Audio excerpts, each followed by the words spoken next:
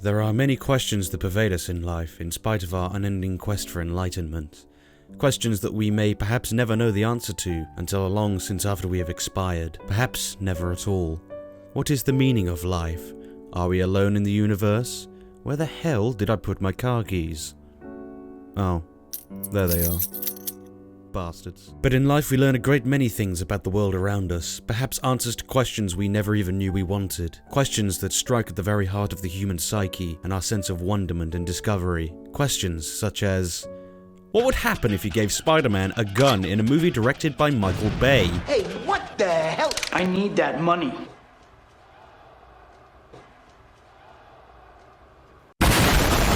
Yep, you guessed it, ladies and gentlemen, it's Just Cause 2, otherwise known as what happens when Mexican Spider-Man spends too much time around the Punisher.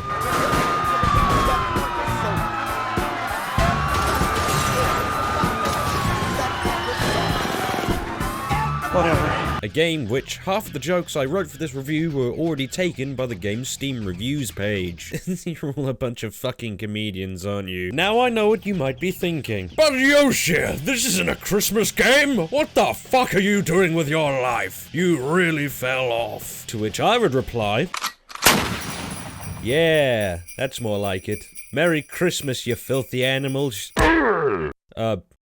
Alright, punctuality aside, it's Christmas, ladies and gentlemen. 'Tis the season to be jolly, a time dedicated to the craft of giving back. And what better way to give back to the world than to horrifically traumatize the population of a small Southeast Asian island nation with sporadic terror attacks, brutal homicides, and aiding and abetting the drug trade. All in the name of freedom. Unsurprisingly, this is exactly what Just Cause 2 is about. You are Rico Rodriguez, a man with but one mission: destroy absolutely everything within range as soon as possible. Gas stations, oil pipelines, military bases, friends and families, it simply doesn't matter. If it lights up your cursor, leave nothing intact. The premise of Just Cause 2 is as simple as it sounds. Cause as much mindless destruction across this vast and varied open world as you see fit before you unlock further progression in the main storyline and side missions, to then unlock more weapons and equipment that you can then upgrade using items you discover through exploring the game world. Avalanche Studios essentially developed Just Cause 2 with the premise of, what if we made an open-world action-adventure third-person shooter, but cut the bullshit and let the player do literally whatever the living fuck it is they wanted to do, and allow them the opportunity to get even better at it. To date, I can't think of a better example of this philosophy than Just Cause 2. I admit as much, even though I loved JC3. Just Cause 2 does in fact have a story, but it is literally, in every definition of the word, negligible to the point where you could completely ignore it and forget it exists, as you have the time of your life raising cities and small villages alike, just because you felt like it. The story is essentially,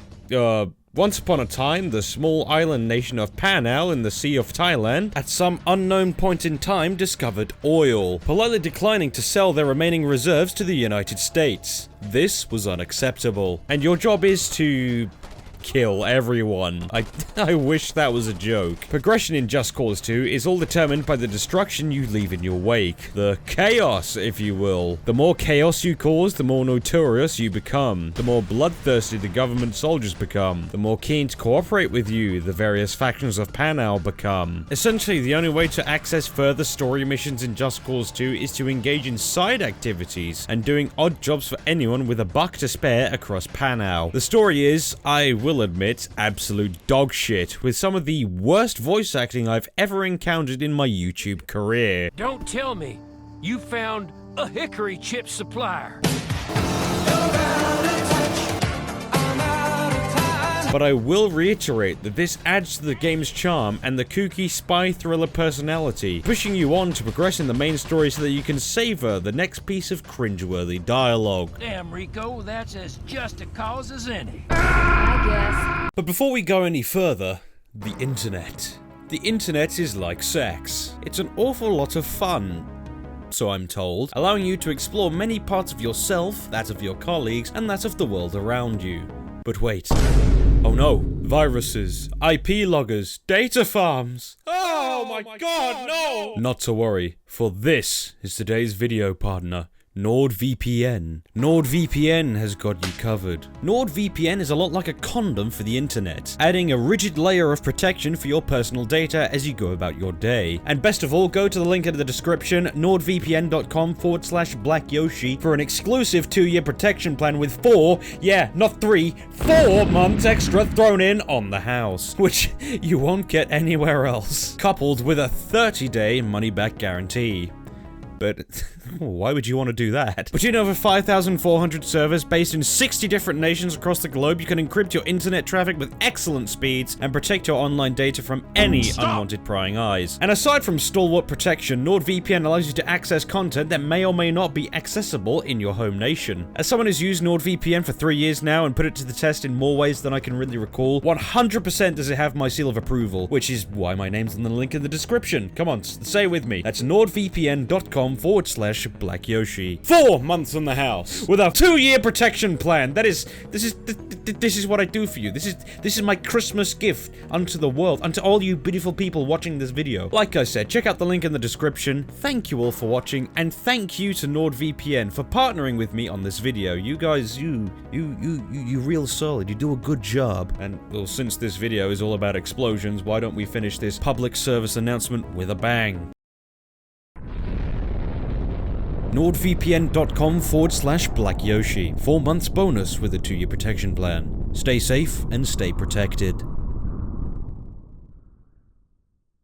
So, gameplay. Long story short, you pursue side content and cause chaos across the map in order to unlock main story missions and more side content. The most simple and possibly the most fun way to achieve this is razing innocent civilian villages to the ground and decimating their electrical infrastructure and water supplies. Because dooming hundreds of Southeast Asian children to a life of abject poverty, depriving them of the basic necessities required for everyday life, is the proven strategy for destabilizing brutal dictatorships. Just ask the US Army. If you fancy targets that shoot back, however, you have a healthy decision between army bases, air force runways, and naval ports to insert into and obliterate everything in sight, especially the oil depots, because if America can't have that oil, no one can. One of my favorite and least favorite areas for free roaming insanity in the entire game is the capital city, the only place in the entire game with a consistent maze of paved roads and impressive urban infrastructure. There is only one massive problem: the collectibles.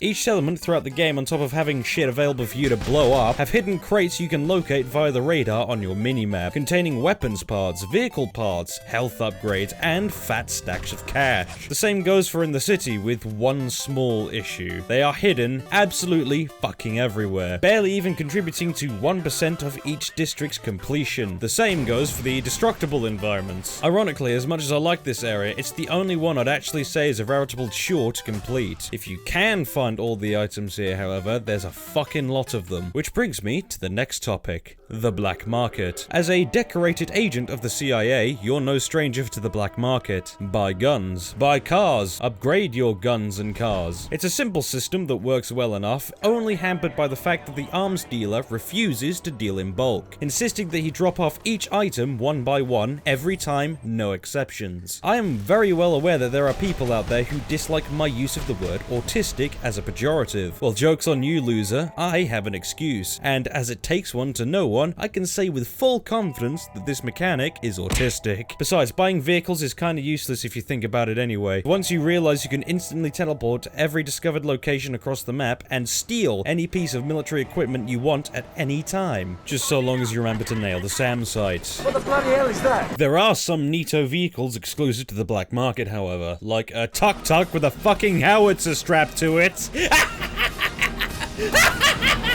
There's this speedboat with a remote-controlled turret strapped to it, which is neat on paper, but its effectiveness in the water is hampered by the fact that you can't aim any higher than straight ahead, making oil rigs a pain in the arse. Oh, do you know what? Fuck the black market. You've got a vehicle strapped to your arm. That's right, a fucking grappling hook. Thwip your way from building to building, tree to tree, helicopter to helicopter. An intuitive, fast-paced, flashy way of shooting across the game world, strapping a guy's nuts to an explosive cylinder, or doing a Spider-Man, grappling tackling a guy and throwing him over the edge of a guard tower. And that's just the start of it. Because not only can you strap vehicles to other vehicles, you can strap vehicles to the environment and watch them tumble like bowling pins into the sticks. But something I actually completely forgot you could do is strap a car to a helicopter, take flight in said helicopter, and use said car strapped to said helicopter as a fucking wrecking ball, unleashing hell wherever you go. Faction missions, causing enough chaos will unlock stronghold raids where you,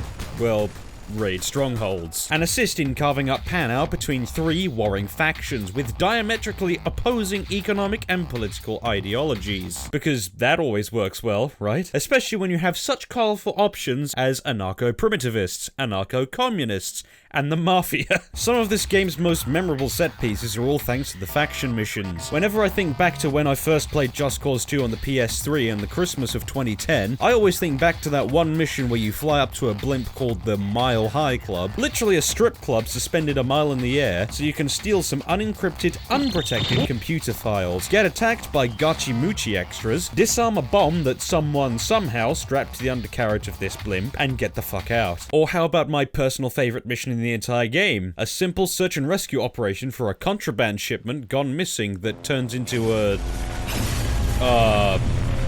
Yep, there's some spooky shit afoot here, because it turns out this island was being used by the Japanese during World War II as an installation to build and test out a super secret, incomprehensibly expensive, highly impractical EMP device. Still, as of 2010, under the control of actual OAP Japanese dudes, unaware that Hiroshima was thrown in the microwave, complete with explosions, chase sequences, and an intense, thunderous atmosphere prevailing until the very end. But what if I told you that this mission is a massive Lost reference? Wander around the northern section of the island for long enough and you will come across, some guy who smokes a lot, I guess. Yeah, supposedly this absolute unit is the smoke monster from Lost, and I can see more than a couple of Watch Mojo top 10 scariest Easter eggs videos being made out of this poor bastard. But look at him! He's just some guy! He follows you wherever you go and even goes carpooling with you. Like, come on! Maybe the real monster was the friends we made on the way. Speaking of Easter eggs, the bubble gun. Yes, the bubble gun. The best weapon in the entire game. In the southwest corner of the desert, you can come across a serene grove of cherry blossoms, with an ancient tower at the very center. Atop this tower is an ancient weapon passed down across generations, used to win countless battles across Asia throughout the ages. The Bubble Blaster. It does literally no damage. It has literally no use. It is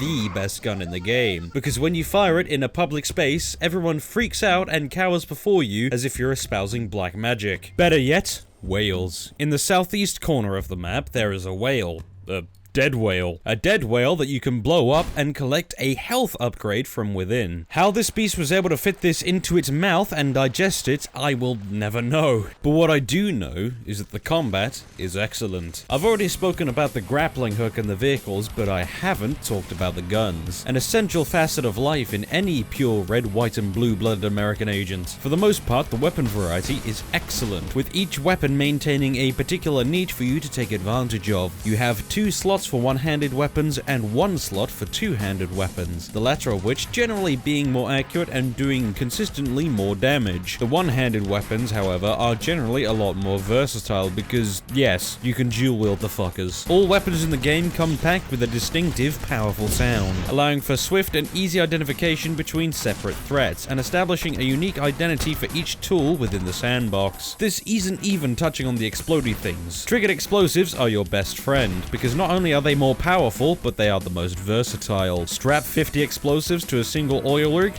and boom! The rocket launcher is possibly the most useful explosive weapon in the game, because, I mean, why wouldn't you want a piece of equipment that allows you to blow up everything inside with a simple push of a button? But you know what makes this the best game ever?